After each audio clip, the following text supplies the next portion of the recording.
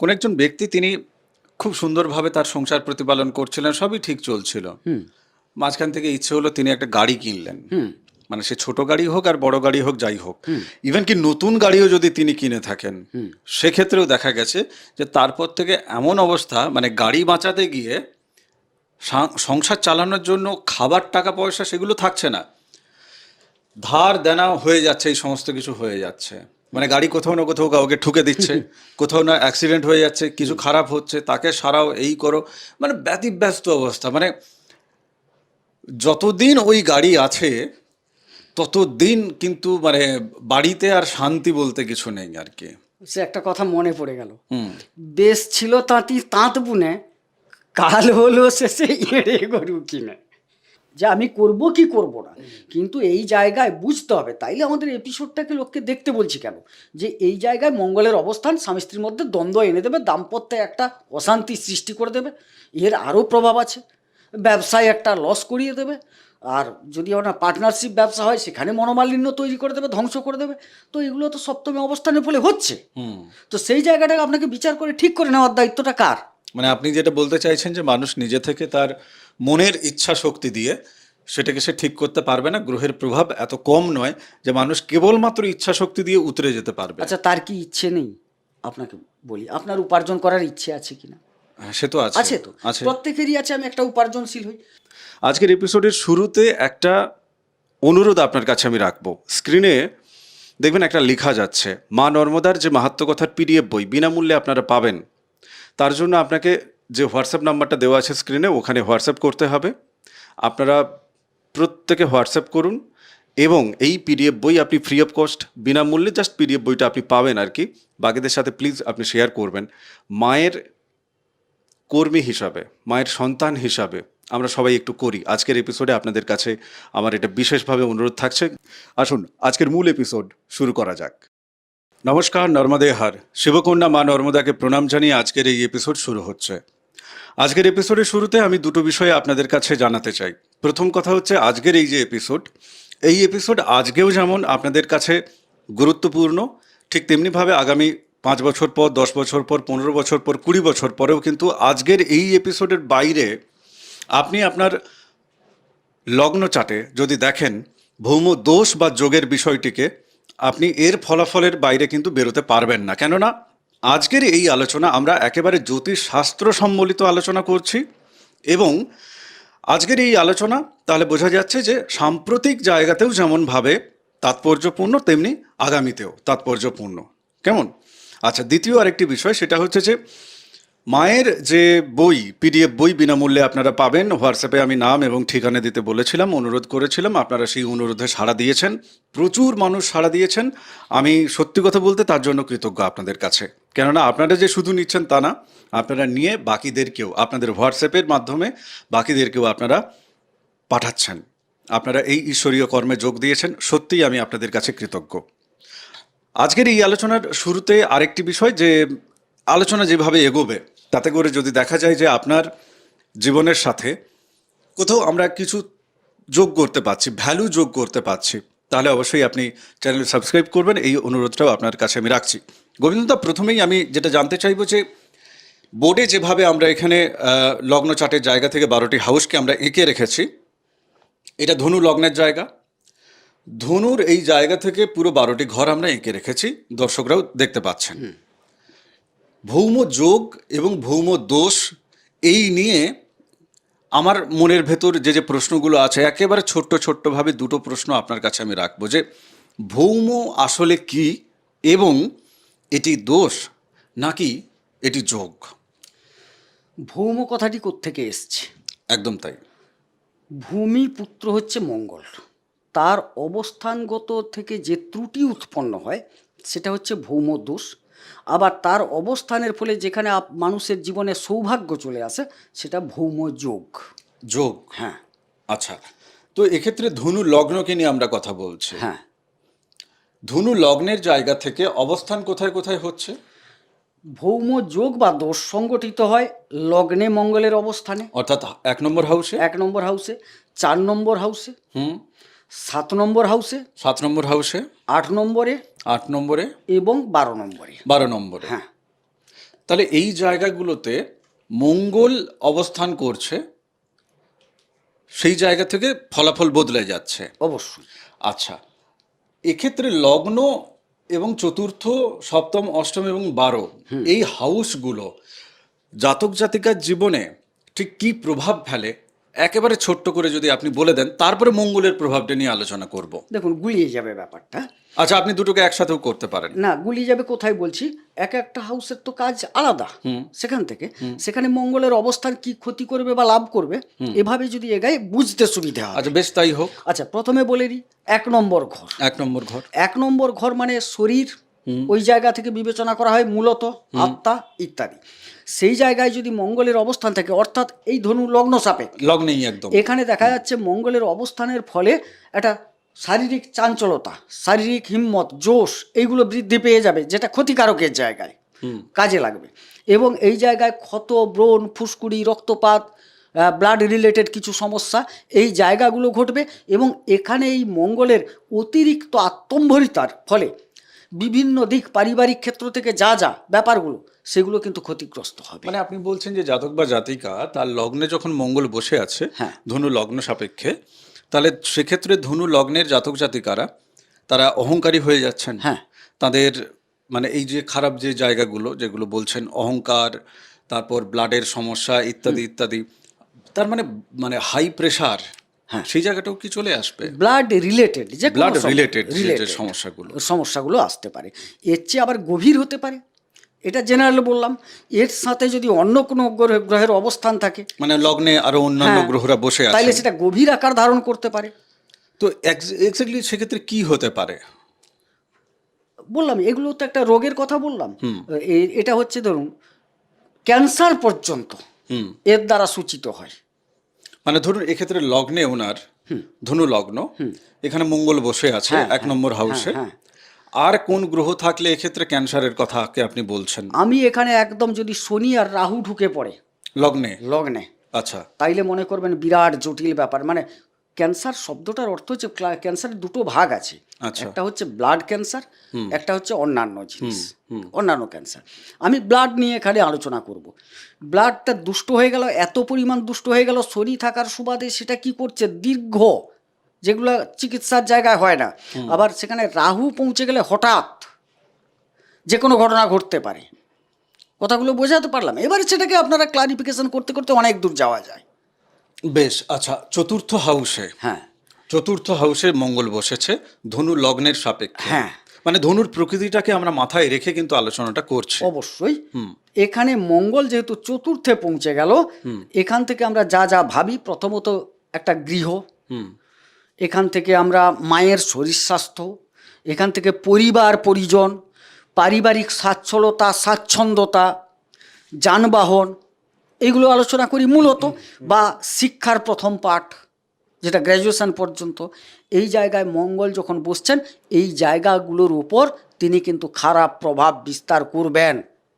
তার মধ্যে গুরুত্ব সবচেয়ে যেটা বেশি, পারিবারিক যে ঐক্যবদ্ধতা, আনুগত্যতা, এইগুলো কিন্তু নষ্ট হবে, যেটা মানুষের চোখে পড়বে। মানে জাতক বা জাতিকে তিনি থাকবেন না, না, তিনি তার দ্বারাই ঘটছে, তার তো এটা, তারই জন্মছকে যদি তারই জন্মছকে আছে। অর্থাৎ পরিবারের কাছে দেখা যাবে তার গ্রহণযোগ্যতা কমছে তার আচরণের জন্য। তিনি একটা গাড়ি নিয়ে বেরালেন, এখান থেকে গাড়ি বাড়ি আমরা ভাবি তো, গাড়ি নিয়ে বেরালেন, ছোটোখাটো খারাপ, বেশিরভাগ খারাপ হতে লাগলো, বিক্রি করে দিতে হলো, এগুলো ঘটতে পারে। অ্যাক্সিডেন্টের জায়গাটাও কি আসছে? সেটা একটু আরো আসবে, এখানে হয় না বলবো না, কিন্তু সেখানে অষ্টমে যখন যাব তখন ক্ষয়ক্ষতি, ধ্বংস, এইগুলো তখন অ্যাক্সিডেন্টের জায়গাটা। আমরা সপ্তম জায়গাটায় চলে যাই। এবার সপ্তম থেকে আমরা কি দাম্পত্যটা বিবেচনা করি, ব্যবসা বিবেচনা করি।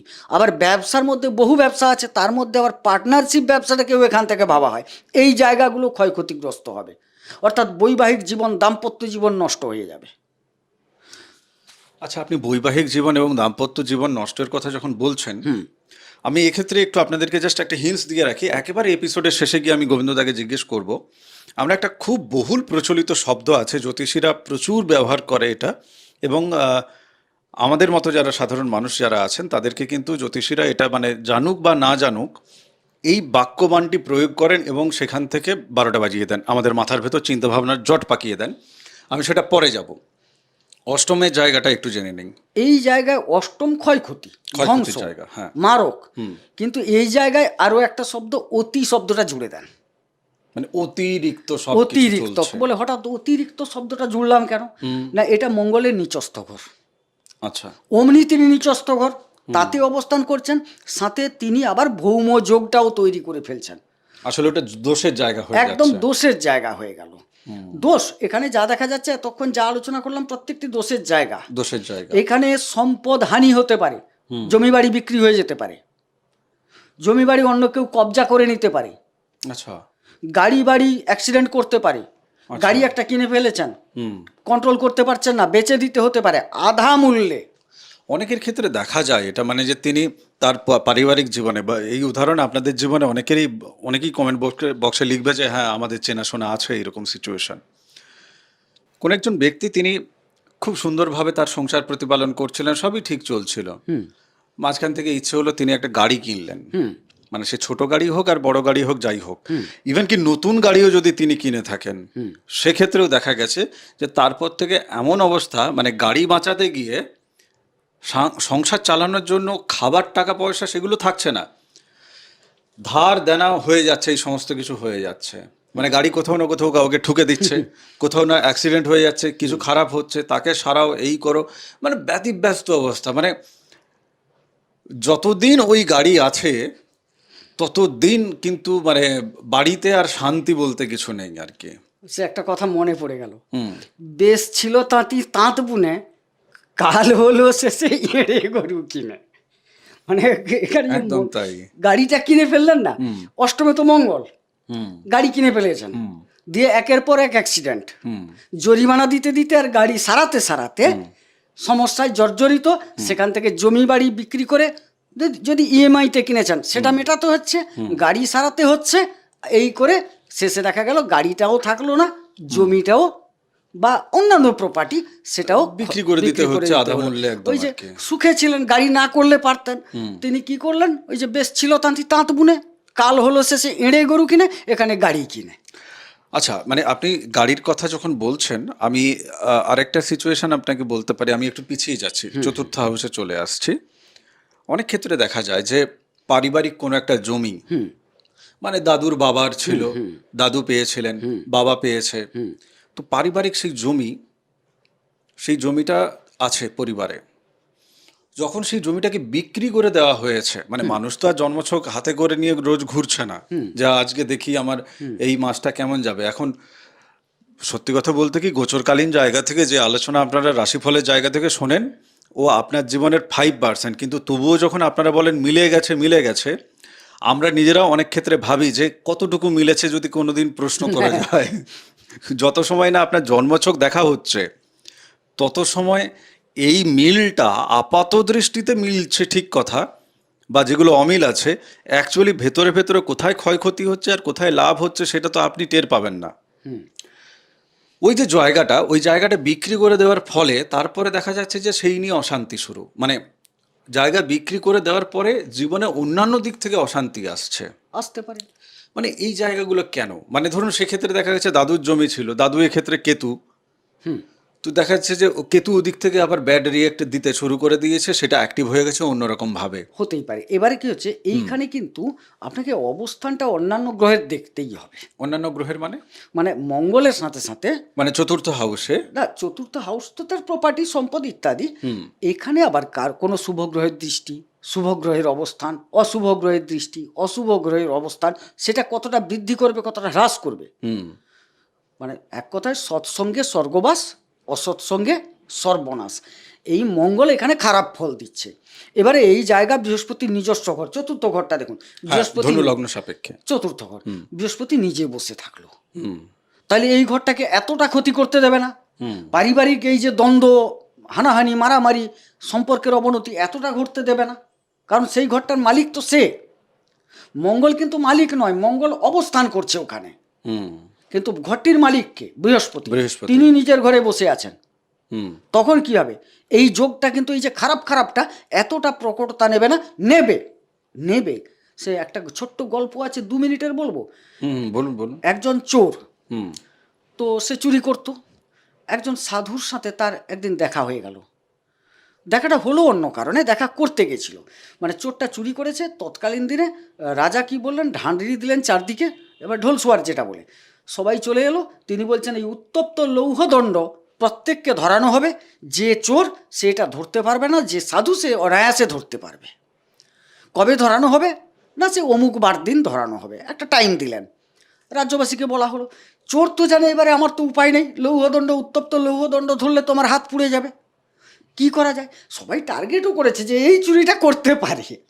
সে খুঁজলো বাঁচার উপায়, একটা সাধুর দেখা পেলো, মানে গেল সাধুর কাছে, দিয়ে বললো আমি এই করেছি, আমাকে তো বাঁচতে হবে, না হলে লৌহদণ্ড আমি ধরে ফেললে তো আমি পুড়ে মারা যাব।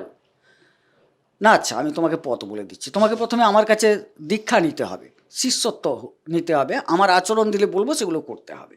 না ঠিক আছে, করবো। দিয়ে সাধুর সঙ্গ নিলেন, তিনি দীক্ষা দিলেন, তাকে সৎ করো, সৎভাবে চলো, ইত্যাদি ইত্যাদি খুব বুঝিয়ে দিলেন। দিয়ে বললেন তুমি এই যে 1 মাস পরে হবে, তুমি 1 মাস আমাদের সাথে থাকো, আমাদের আচরণ যেরকম, কথাবার্তা যেরকম, তার সাথে অনুরক্ত হও, তার সাথে মানিয়ে নাও, দিলে তো তুমি পারবে। না ঠিক আছে, ওখানে থাকতে শুরু করলো। কিন্তু তার তো সেই চুরি করার অভ্যেসটা তো রয়ে গেছে, সে চুরিও করতে পারছে না। গুরুদেবকে বলেছে যে না, চুরি আমি আর করবো না, আমাকে বাঁচান এই বিপদ থেকে। এবারে সাধুজন 10-15 জন একসাথে থাকেন, তারা সবাই পূজা পাঠ আর যা করার পর তারা সুন্দরভাবে নিদ্রায় গেছেন। উনি নতুন শিষ্য গেছেন, সবার পদসেবা টেবা করলেন, তারপর তিনি ঘুমাতে যাবেন, ঘুম আর আসছে না। আর চুরি না করলে তার ঘুম আসছে না, কিন্তু চুরি তো সে করতে পারবে না। লাস্ট কী করবো, ঘুমাতে তো হবে। দিয়ে কি করলেন, সাধুদের তো পুঁটলি থাকে, বিভিন্ন জিনিস থাকে, এর পুঁটলি ওর কাছে, ওর পুঁটলি এর কাছে, এই রাখার পর তার কিন্তু ঘুম ধরে গেল। আচ্ছা আচ্ছা, এবারে তারপর যখন সকালে উঠে দেখলেন সাধুগণ, আমার পুঁটলি কোথায়? তার কাছে। তার পুঁটলি কোথায়? এর কাছে। ঘটনাটা কি? সাধুরা তো করবে না, করলো কে তাইলে? না, তখন এ নিজের থেকেই বললো যে আমি করে ফেলেছি, কারণ আমার তো কাজটা চুরি করা অভ্যস্ত আমি ওটার সাথে, মানে এক জায়গায় জিনিস অন্য জায়গায় নিয়ে চলে যাওয়া, কিন্তু এখানে তো আমি চুরি করতে পারবো না, যার জন্য আমার ঘুম ধরছিল না, আপাতত এদিক ওদিক করার পর আমি ঘুমিয়েছি। না ঠিক আছে, এটাও তোমার কেটে যাবে। তারপর ছোট্ট বলি, এটাও আবার অন্য প্রসঙ্গ। এবারে যখন 1 মাস পরে রাজার বাড়িতে উপস্থিত হলো, লৌহদণ্ড ধরালো সবাইকে, সে তখন আহ্লাদে আটকানা, আমি আগে ধরবো। দিয়ে শুধু ধরা নয়, উত্তপ্ত লৌহদণ্ডকে একদম জড়িয়ে ধরলো, দিয়ে প্রমাণ করার চেষ্টা করলো, দেখো আমি কত বড় সাধু, আমাকে সবাই চোর ভাবে। সেই রকমই যে সাধুর সঙ্গে এলে যে উত্তপ্ত লৌহদণ্ড শীতল প্রায় মনে হবে, সেই রকম ব্যাপারটা। কিন্তু এর যে ভাবনাবোধ, এর তো খারাপ, মঙ্গল তো খারাপ করার জন্য গেছে, বিশাল খারাপটা করতে পারছে না, কিন্তু পুঁটলিটা নাড়তে কি ছাড়বে? কিন্তু ঘটনা হচ্ছে এই এই এই এই কথার সূত্র ধরেই আমি 2-3 দিন আগে একটা কমেন্ট বক্সে পেয়েছি, একজন লিখেছেন যে আচ্ছা, মানুষ নইলে ঝগড়া করে, গ্রহরা যারা, তাদের এত ঝগড়া কিসের? মানে তারা কি সেই মনুষ্য প্রবৃত্তির, মানে তিনি এত কঠিন বাংলায় বলেননি, তিনি বলছেন যে মানুষে মানুষে ঝগড়া হয়, গ্রহদেরও কি ঝগড়া হয়? এখন তার মাথায় প্রশ্নটা হচ্ছে যে এই ঝগড়াটা জ্যোতিষীরা লাগাচ্ছে না তো গ্রহের নামে, মানুষের কাছ থেকে ভুল বুঝিয়ে রেমেডি বিক্রি করার জন্য? না, জ্যোতিষীরা করছে না, করছে না। না। এর একটাই উদাহরণ, এত বিশ্লেষণে যাব না। হ্যাঁ। আপনার জন্মছকে যদি রাহু বৃহস্পতি এক জায়গায় বসে থাকে, আপনি প্রচণ্ড ক্রোধী হবেন। ক্রোধী হবে? হ্যাঁ, হঠাৎ রাগ, চটকা রাগ যেটাকে বলে, আচ্ছা। আপনি মিলিয়ে নেবেন, এগুলো মিলিয়ে নেবেন, হবেই, হতে বাধ্য। আপনার জন্মছকে যদি কোনো কারণে রবি এবং রাহু এক ঘরে থাকে, জীবনে চলতে চলতে কোনো একটা সময় হঠাৎ আপনার ধস নামবে, ব্রেক, গ্রহণ, জীবনটা অন্ধকার হয়ে গেল, এটা হবে। আচ্ছা, আপনার কথার এক্ষেত্রে গোবিন্দদা যেটা বুঝতে পারছি সেটা হচ্ছে যে শুভ দিক এবং অশুভ দিক, এই দুটো দিক আছে। শুভ দিকে কিছু গ্রহ, অশুভ দিকে কিছু গ্রহ, মানে এক প্রকার বলা যেতে পারে বৃহস্পতির দিকের কিছু, শুক্রের দিকের কিছু। এবার এই যে দুটো শুভ এবং অশুভ, এই যে মানে গোষ্ঠী হলো আর কি, তাদের যে প্রবৃত্তি, সেই প্রবৃত্তি তারা কিন্তু মানুষের ওপরে দিচ্ছে। মানুষ শুভ এবং অশুভ দুটো তার নিজের শরীরে প্রভাব ফিল করছে। এবার যার জন্মছকে অশুভ গ্রহ আছে, তারা অশুভ প্রভাব বেশি ফিল করছে এবং তারা সেটাই বাইরে বের করছে মানুষের সাথে, পরিবারের সাথে, বিবাহিত জীবনের সাথে, ইত্যাদি ইত্যাদি। আমরা অষ্টম ঘর পর্যন্ত গিয়েছি। আর যারা শুভ ফল পাচ্ছে তারা শুভ ফল বিকৃত করছে, অবশ্যই এই তো? একদম। আচ্ছা, আমি ভাইটাল একটা বিষয় আমি জিজ্ঞেস করব, সেটা হচ্ছে যে সপ্তম হাউসের জায়গা থেকে আমি এখনো 12 হাউসে যাব না, কেননা 12 হাউসের এই জায়গাটা হচ্ছে ভৌম দোষের জায়গা নয়, ভৌম যোগের জায়গা। এটা বৃশ্চিক রাশির জায়গা, বৃশ্চিক লগ্নের জায়গা, ধনুর আগে। এটার অধিপতি হচ্ছে মঙ্গল। মঙ্গল এখানে কল্পতরু সাজবে, ভালোর দিকটা পরে যাব। অবশ্যই আগে সমস্যা যেগুলো সেই জায়গাগুলোকে আমি আগে সমাধান করি। সপ্তম স্থল। সপ্তম স্থলে আমার যেটা প্রশ্ন, একদম স্পেসিফিক প্রশ্ন, হ্যাঁ বিবাহের ক্ষেত্রে যেটা দেখা যায়, এ মানে ভয়ঙ্কর রকমভাবে বিয়ের পরে জাতক বা জাতিকা তাদের নিজেদের জীবনে চূড়ান্ত সমস্যা তৈরি হয়েছে। এর বাবা মাকে গালাগালি দেয়, সে তার বাবা মাকে গালাগালি দেয়, হয়। মানে ছেলে শ্বশুর শাশুড়িকে গালাগালি দিচ্ছে, দোষ দিচ্ছে, কি জিনিস বানিয়েছো ইত্যাদি ইত্যাদি, কাকে পাঠিয়েছো, ওকে সামলাতে পারা যাচ্ছে না।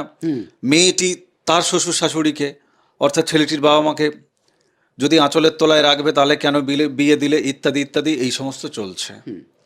আসলে এই জায়গা থেকে, আগের কমেন্টের জায়গা থেকেও আমার জানার ইচ্ছে যে মঙ্গলের অবস্থানের ফলে এই যে সমস্যাটা তৈরি হয় বিবাহিত জীবনের ক্ষেত্রে, এটা আসলে মঙ্গলের ঘাড়ে আমি কতটা দোষ চাপাবো, নাকি জাতক জাতিকার ঘাড়ে দোষ চাপাবো? যদি জাতক জাতিকার এক্ষেত্রে দোষ না হয়, লড়াই তো জাতক জাতিকাই তাদের জীবনে করে যাচ্ছে, এর সমাধান কি?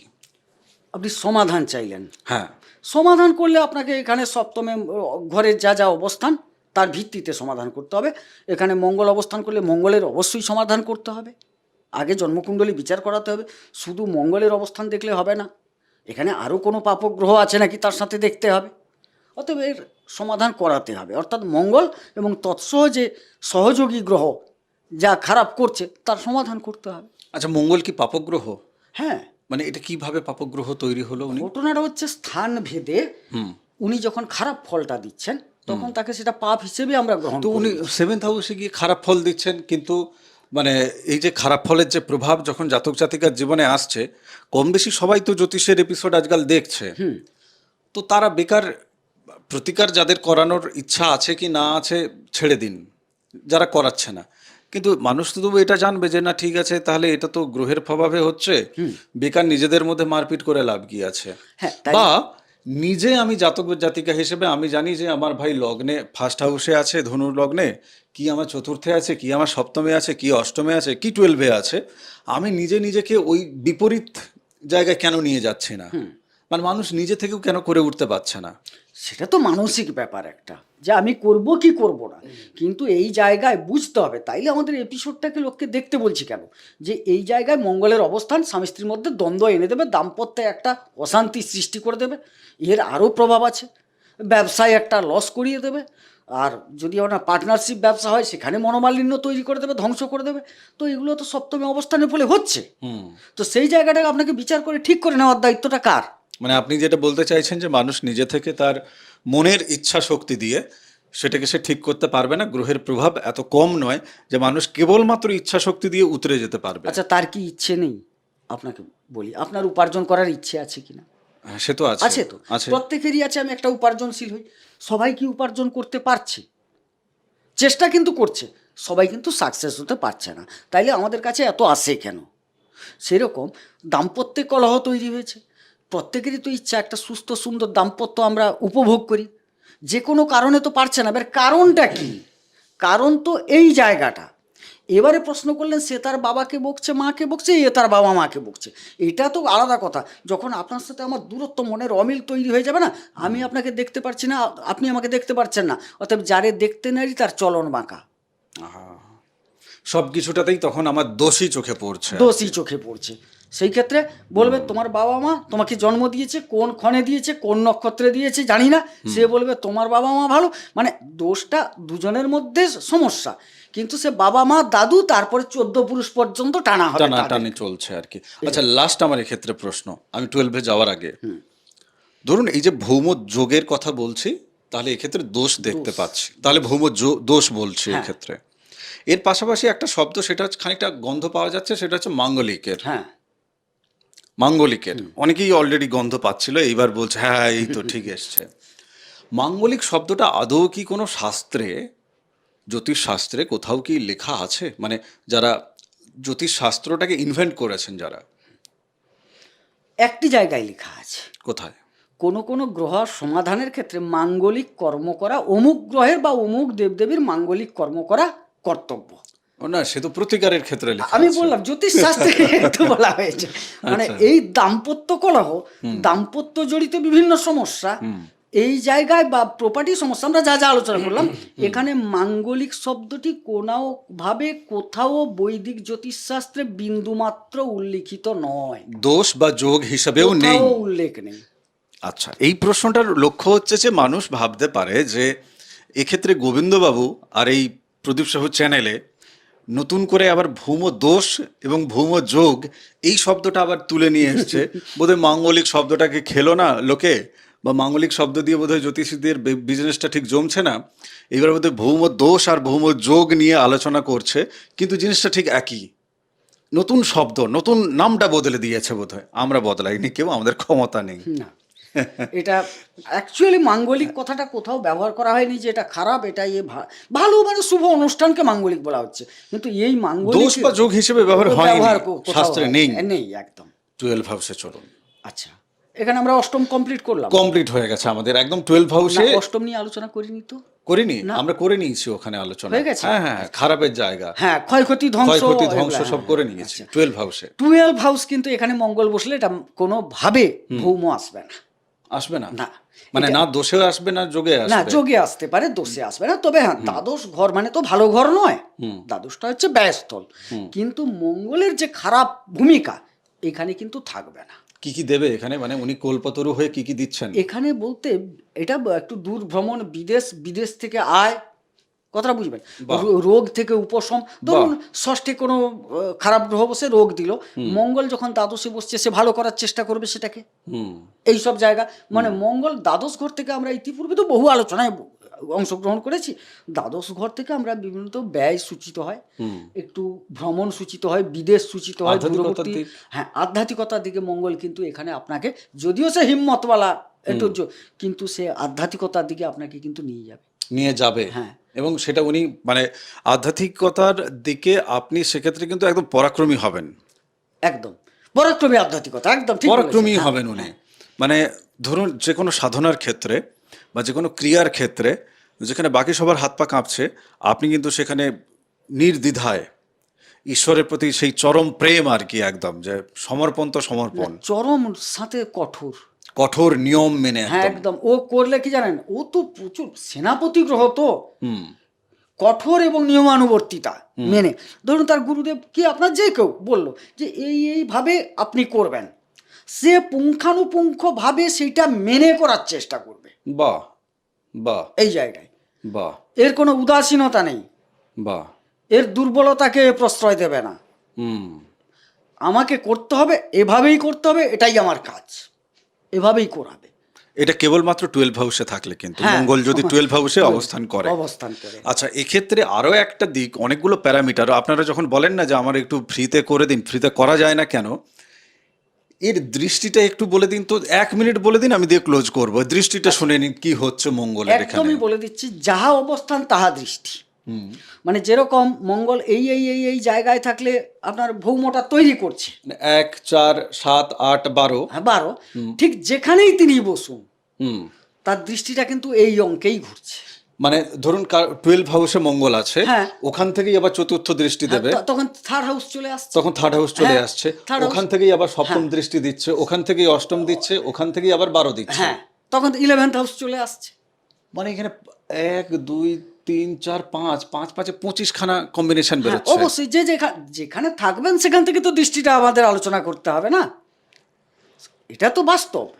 জ্যোতিষীর কাছে আমরা যখন একটা প্রশ্ন করি, সিদ্ধান্ত চাই, সেই সিদ্ধান্তটা তৈরি হতে গেলে আমাদের একটা জন্মছক দেখতে গেলে মোটামুটি যারা বুকিং নিচ্ছেন তারা জানেন যে 1 ঘন্টা 1.5 ঘন্টা 2 ঘন্টা 2.5 ঘন্টা, কিছু কিছু ক্ষেত্রে 3 ঘন্টা পরেও বলা হচ্ছে যে না আরও আধ ঘন্টা দেরি হবে। আপনার প্রেডিকশন এখনো চলছে, আপনার সাথে কথা বলা হবে ফোনে, যেটার জন্য আপনি বুকিং নিয়েছেন। জ্যোতিষী বলছে যে না আরও আমাকে আধ ঘন্টা সময় দিতে হবে, আমি কোনো সিদ্ধান্তে আসতে পারছি না, মানে তত সময় কংক্রিট একটা সিদ্ধান্ত আরও দেখতে হচ্ছে, আরও দেখা বাকি আছে। সত্যি এতটা পরিশ্রমের ব্যাপার। আর বাদ বাকি ফ্রি অফ কস্ট হয় না, সেই জায়গা থেকেই হয় না, কিছু মনে করবেন না। তপভূমি নর্মদা, মা নর্মদার মাহাত্ম্য কথা আছে এই চ্যানেলে, অডিও সিরিজ আপনাকে শোনার জন্য আমি অনুরোধ জানাচ্ছি। বাকি মাহাত্ম্য কথার ফ্রি এপিসোড, ফ্রি পিডিএফ আপনি তো নিচ্ছেনই। ভালো থাকুন, সুস্থ থাকুন। আগামী এপিসোডে দেখা হচ্ছে। এই ভৌম দোষ, ভৌম যোগ এই নিয়ে আলোচনা করব। যেটুকু ভুল ভ্রান্তি আপনাদের মাথার ভেতর আছে, কিভাবে এসছে আর বলছি না, সেই জায়গাগুলো কাদা পরিষ্কারের কাজ চলছে। আপনিও আসুন, কাদা পরিষ্কারের সামিল হন। নমস্কার, নর্মদে হর। নর্মদে হর।